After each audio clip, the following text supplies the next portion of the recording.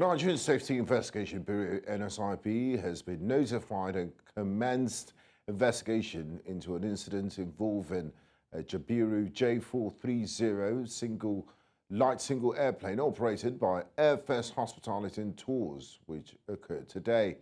According to a statement issued by the spokesman for NSIB, Tunji Oketumbi, the aircraft was on a test flight within Lagos with 2 passengers on board before it crashed around the Oba Accra area of Lagos State with no fatalities. The aircraft caught fire and impact, but the spread was contained by the rainfall at the time of impact.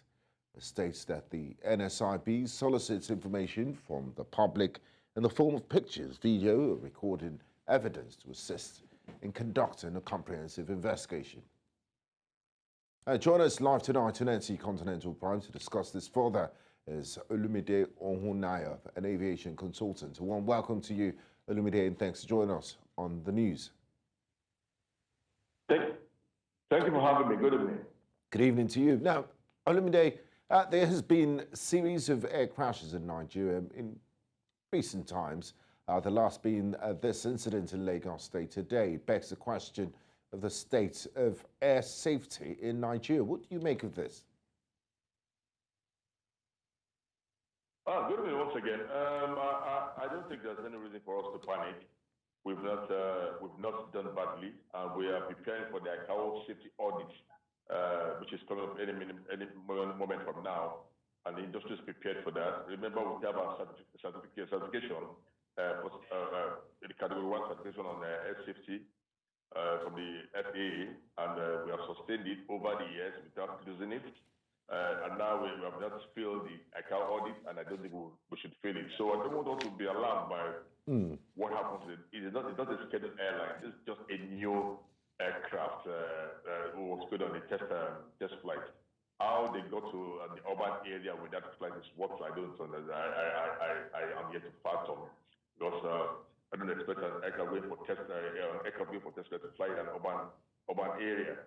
So I think that's there for the investigators to look out for reasons why the aircraft came down. But there can be so many reasons. It has nothing to do with level of safety, because it's not all our scheduled airlines are flown safely without any crash, even the non-scheduled ones.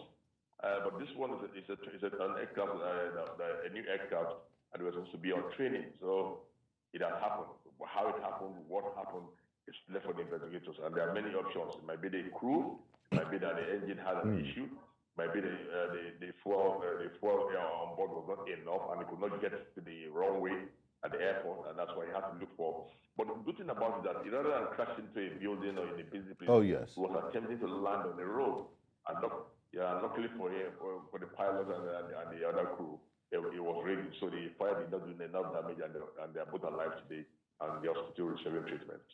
I mean, quite a remarkable situation that there were no casualties in that air crash. Now, one of the questions that has been on the lips of people is that in recent times, most crashes we've seen has been Air Force planes that have been used for training or other non-commercial aircraft. What does this say about the level of scrutiny, or is it just a coincidence that non-commercial planes have been involved in this near mishaps? The truth is that the scrutiny of the Civil Aviation Authority, the NCA, is for both scheduled and non-scheduled. But the levels and barriers placed on the scheduled airlines are stiffer and tougher than the non-scheduled, but because of the number of passengers that will be on board, and because you probably carry non-Nigerians, you must meet the international regulations and minimum standard of safety and security. So they tighten that, and they've also tightened that on non-scheduled operators. Though it does have a stringent at the scheduled operators. And for the military, who have been having crashes of late, it's not within the purview of civil regulations. The military handles their own supervision and regulation. The only place where the civil and the military meet is when they come to investigation. And at times, it is if they want the NSIB to to join. If they're not invited, then it makes a pure military matter. So I would not want to comment on the concurrent practice of the military, civil military aircraft of late. You remember that the last year, the immediate party of aircraft had to ask the NSIB to come and help them investigate why some of those crashes. Those reports we've not seen, and I doubt we're going to see them. But we should just concentrate on civil transport industry. Okay. No, finally, yes. The operators, and I just hope we'll continue to put the appropriate eyes and across the appropriate keys that will continue to have a safe civil aviation transport.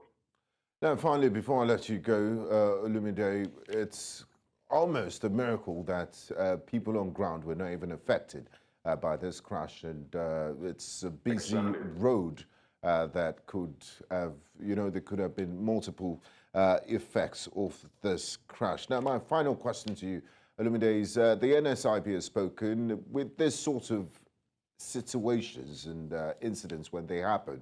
Is there a timeline for the NSIB to communicate its findings and investigations to the general public? And what goes on during this process? Well, there's interim reports, and which would come up for what they bring to world today, the type of aircraft, the number of passengers, and the owner of the aircraft, and where it happened. That has been done today. They would get across to the operator itself, go and look at their books, look at the books of that aircraft in particular, listen to the voice of the air traffic controller, others who had contact with that aircraft. All this will be done, and then thereafter they go back to the office with the sample. But my only fear is that if you look at the crash site, there were so many people there, and they would have tampered with some of the critical materials at the crash. Yes, evidence at the crash that will have helped the NSIB with a good position. So I think something we should need to learn when there's an air crash, passengers, the onlooker should avoid touching sensitive materials or playing with them. That's why I saw today, even the men were supposed to come down the area already touching those materials, and that might impact the investigation. Thank you very much for your time, Olumide Ohunaya, aviation consultant. We appreciate your insights and contribution. Thank you. Thank you for having me.